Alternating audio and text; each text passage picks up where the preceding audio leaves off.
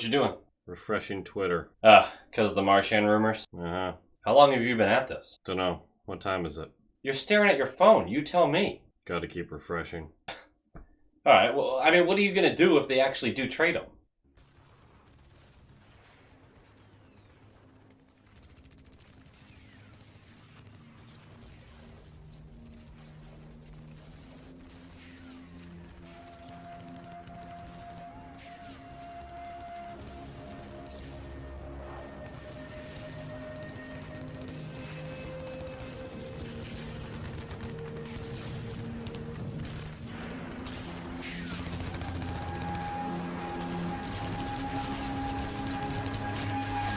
I'll do what I have to. So, throw a tantrum on Twitter? Yeah, probably. Low quality fans of a high quality Bruins franchise. That is not a dub. And for those of you who watch that game,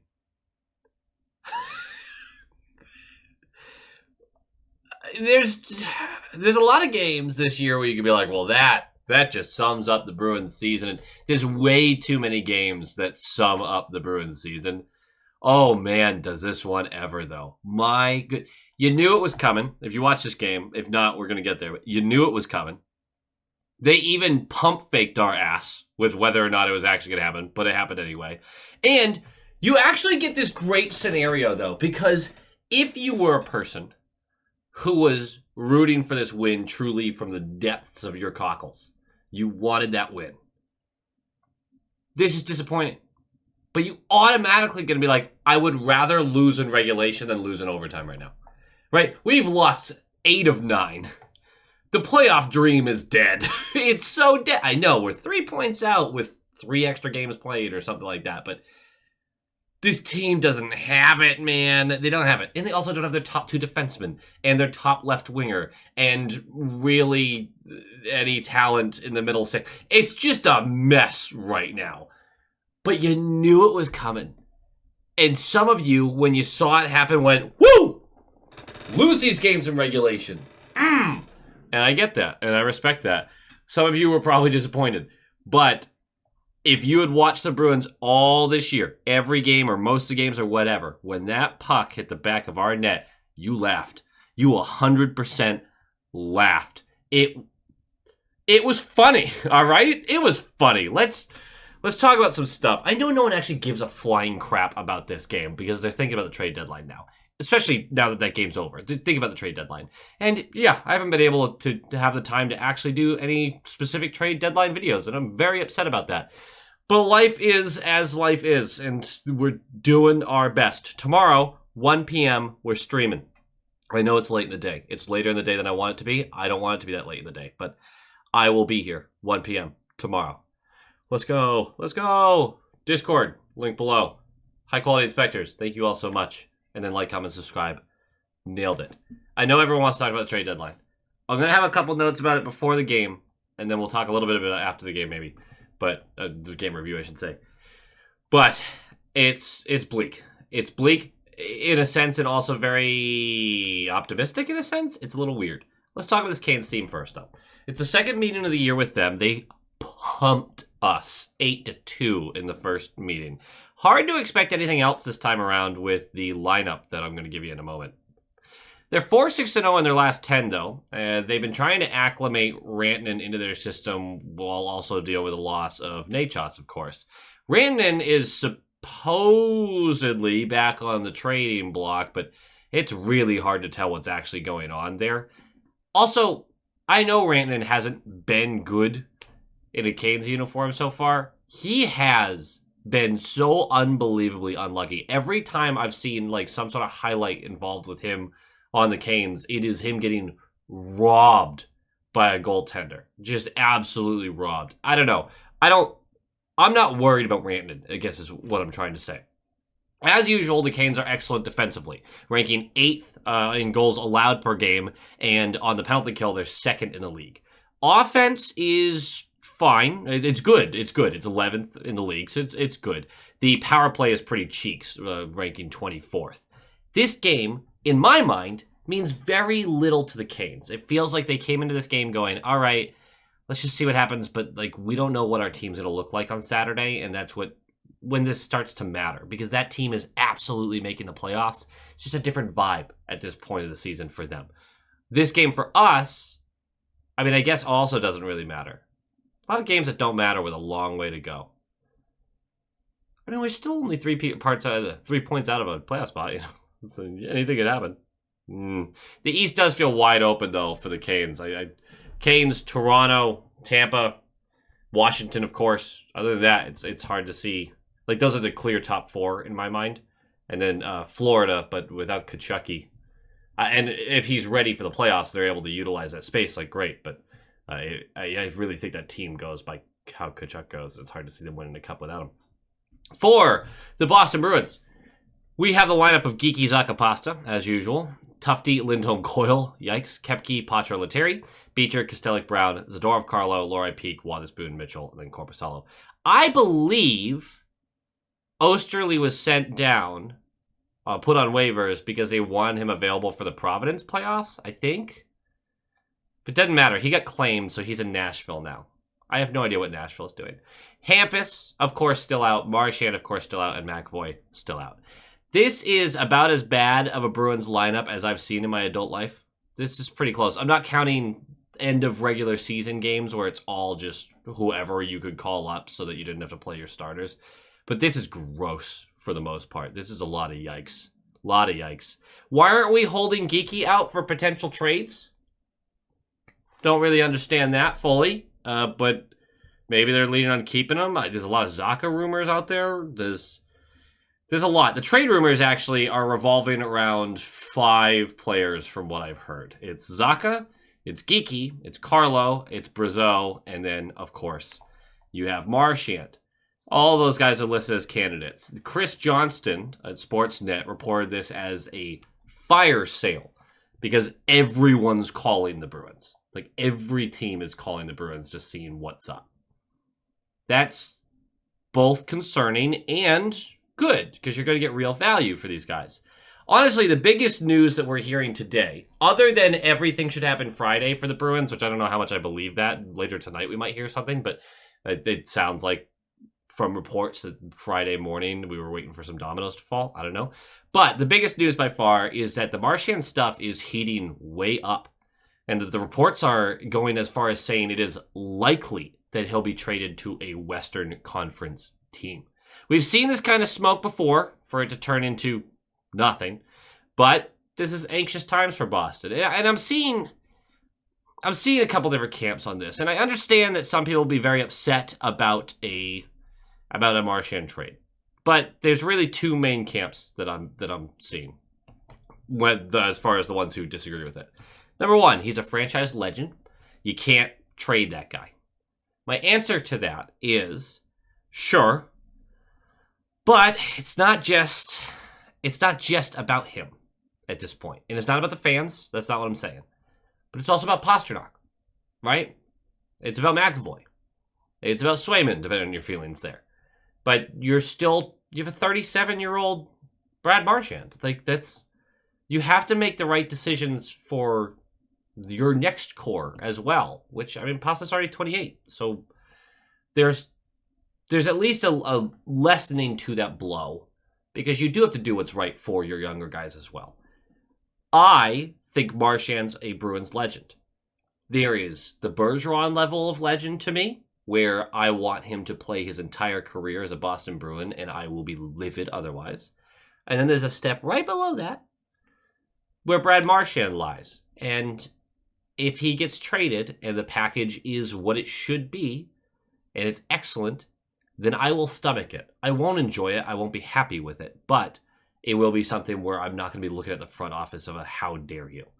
I know that others feel differently about that and put Marchand on that platform where he should not be traded under any circumstances. The other camp I'm seeing is if you trade him, other players will notice and they won't want to come to the Bruins in free agency. I've heard this now for like 10 years. I've said it about several teams. And for some reason, it just doesn't work that way. I mean, I've said this phrase. And the longer I've watched hockey, the more I realize, like, no, Vegas can still get free agents. Tampa can still get them. Like, there was a time where the Penguins were doing this kind of stuff. Like, it's not always about trading off the franchise guy, but just trading a guy that the expectation was you weren't going to, or just blindsiding a player, or even doing stuff that's straight up skeevy, like the Rangers did with Trouba. I mean, there's stuff like that, and guys still want to go there. I don't know. I never see that. I guess you don't hear about it. You don't hear from players saying, I didn't go there because of that reason, you know? So there's a lot of variables to that, but I have a hard time buying into that one. Just because we've said it for so long, and yet I still keep seeing teams be unaffected by it. I will say one thing, though, before we move to the game, and we're already 10 minutes into the video. If you were to trade all the 5 guys I just mentioned, the option of competing next year gets very difficult to see as a reality. It's already kind of difficult to see as a reality, but if they moved on from Zacha, Geekie, and Marchand, and you already don't have a 2C, or really a proper second right wing, you're just stripping your team of every top 6 talent other than Pastrnak. That feels crazy to me. Like, it has to be a mixture of some of these guys. You can't lose Geekie and Zacha. Like, you can't take both of them in this trade deadline, because then who is Pastrnak playing with next year? One or the other? I get it. But the free agency class isn't great. It's not like we're going to pull a bunch of guys at their top dollar and be able to fit them all under the cap. You can't trade all of them. You can't trade all of them, is what I'm saying. Let's talk about this game a little bit. Let's do it. Puck drops. Puck drops! And we do not get an immediate goal from the Bruins for once, which might have been a good sign. I don't know, honestly. 2:34 in. Carlo for tripping. We're going to do the penalty kill pretty early, and we get a 2-on-1 almost immediately. And for some reason, Lindholm passes it as soon as he crosses the blue line while the defenseman is still perfectly splitting the two. So the defenseman just gets to poke this away, and it's dead immediately.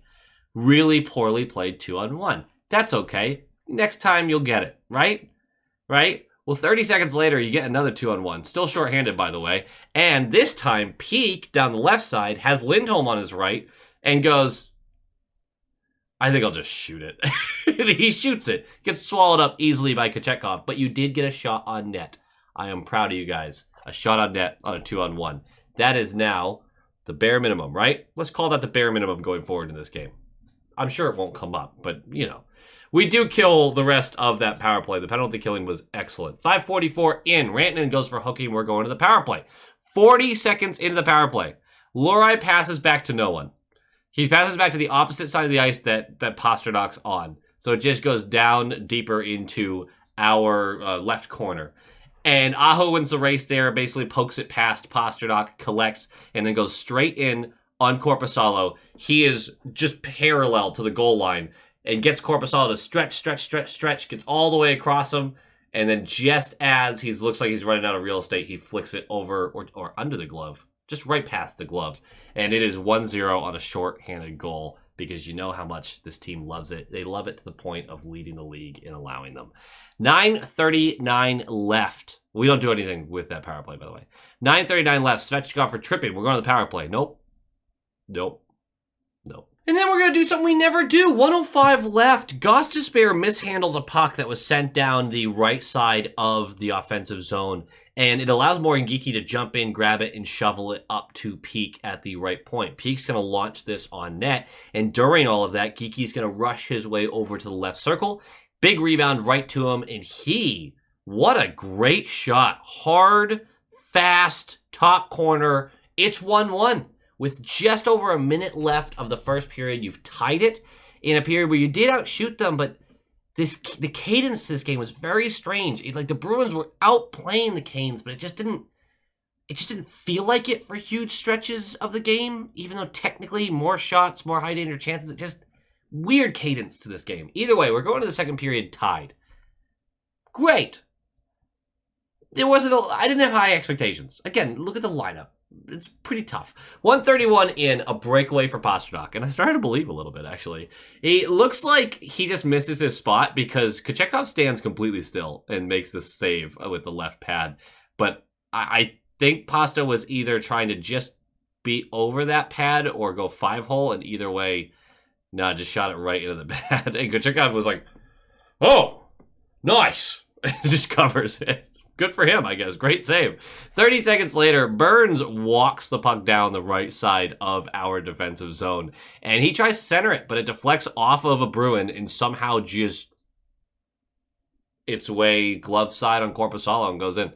I mean, this was one of those, the lucky bounces or unlucky bounces, whatever you want to call them, unbelievable. The universe needed the Canes to win this game for whatever reason. Might have stopped World War III. We don't know. We don't know. So, you know what? Maybe we just have a little bit of thanks. We're being optimistic. We're silver lining this stuff. So it's 2-1 off of a crazy bounce right after we didn't capitalize on a breakaway.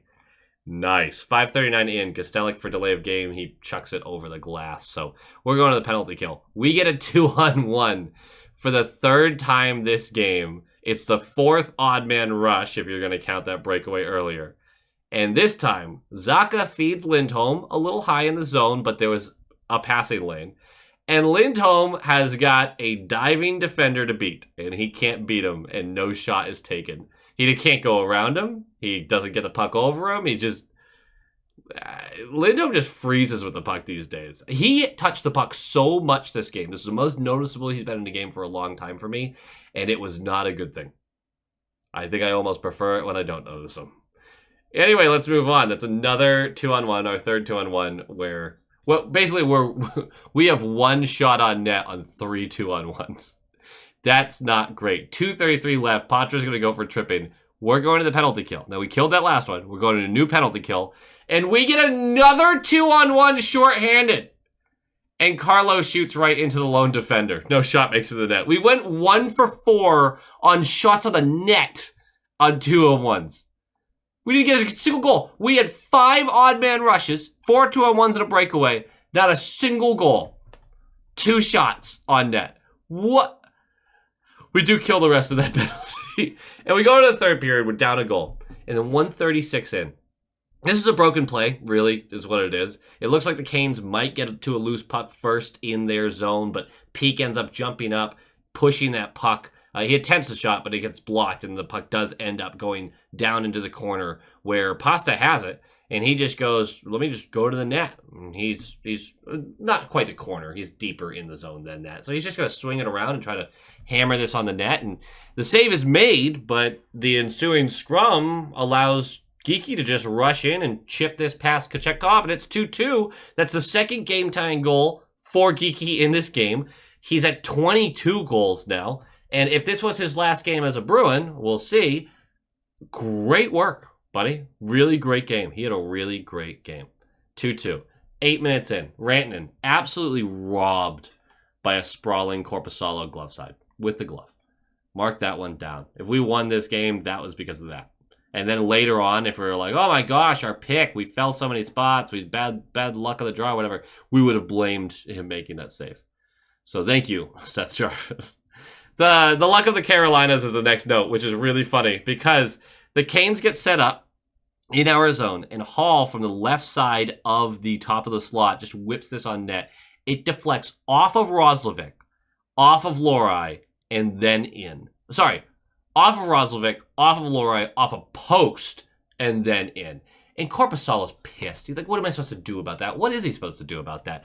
He's upset about it. Everyone's upset about it. The coaching staff goes, that might be offsides. And we challenge, and we win the challenge. And it was quick, too. Oh, barely disrupted the game. Awesome. Let's get back to it, right? There's only there's like a minute and a half left of the game at this point. I didn't even say the time earlier. It's like a minute and a half left. So let's get this dub. But when I say that you knew it was coming, we got pump faked with it, and the luck, we're back in our defensive zone. It's Zadorov below the left circle. And he just tries to make a pass, and his stick explodes on him. And so the puck skitters up the slot, and there's Seth Jarvis, who just goes, I never get these. Thank you. Collects it and whips this blocker side. It is 3-2 with 18 seconds left of the game, and that'll do it. The luck. The luck, man. I'm not even taking anything away from the Canes here. Like, a Canes fan watching that game goes, man, our team did not have it tonight. There's no way, like, a genuine hockey fan watches that game and goes, oh my gosh, I can't believe you're making excuses for the Bruins here. It's like, no, the Bruins lineup was shit, and they deserved better than they got, probably, scoring-wise. They did put together a better offensive game than you would expect, but dude, these were some crazy bounces. But let's talk about some game notes real quick. First of all, the Bruins have lost 8 of 9, 7 of which have been 1-goal games. There is a universe out there where, when healthy, this team obviously is not at 60-something points, 63 points or whatever we're at right now. We're a much improved team with McAvoy and Lindholm and Marchand. I think that's a fair judgment there. And all these 1-goal games just go in a different direction. I mean, think about all the goals we've allowed directly after scoring, all the goals we've allowed late in periods. I mean, that does speak to a bigger mental issue with the team, but there's just a lot where you go, hey, you change some things around and this season looks a lot different, and I get that. I do get that. I still think the retool is necessary, but I do get that. Look, no one cares about this game. That's the only game note I really have. It's trade deadline time. The anxiety has spiked. People don't like the idea of a Marchand trade, and it's starting to sound more likely. Especially if Marchand comes out and he's like, hey, I wanted to try for a cup this year. Like, I really did. Like, great. Like, I'll respect the hell out of that. If he asks out, everyone's going to go, okay, I get it. You want to chase a cup. This team doesn't have it this year. That's fine. But I don't see him doing that. I really don't. So Sweeney's going to catch some flack if he does this, but it might be the right decision. It just might be. This is going to be a tough 24 hours. Videos will come out about every trade for the Bruins. And then, of course, we are live streaming tomorrow. So feel free to pop in and say hello. I'd love to see you guys.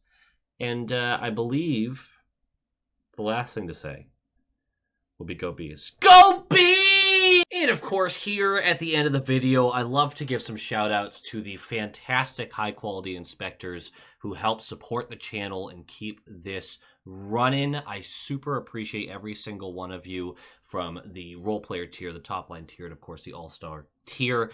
We are going to do our shout outs for this top line tier. Thank you so much to Sean Kreider, Michael Kamara, Chris and Erica, Kevin Timperley, Quack and Platypus, JM, Negev79, Lola Cattingsworth, EKM Productions, Moonlighter TV, Big Bad Bruin, The Bugman, Jeff with a G, Tommy Braga, Roland22, GD Viperworks, Len Kreutz, Brock Nope, Han Slobo, Coach D, The Atomic Lizard, Bradley Johnson, Brett Arney, Pincent, and Nick Zatrullo. Thank you so much, each and every one of you. Your top line material. But now we got to move on to our all-star tier members, the absolute legends. We have Jacob Pratt, Jake Brower, Dampen, JG's 12, Mark S., Ann Hustis,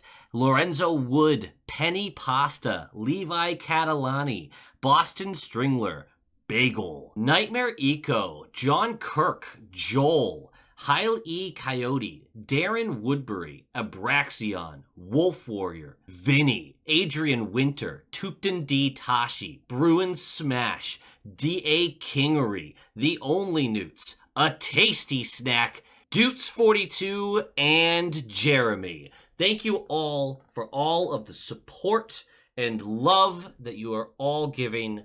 I appreciate each and every one of you. And as always, go Bees!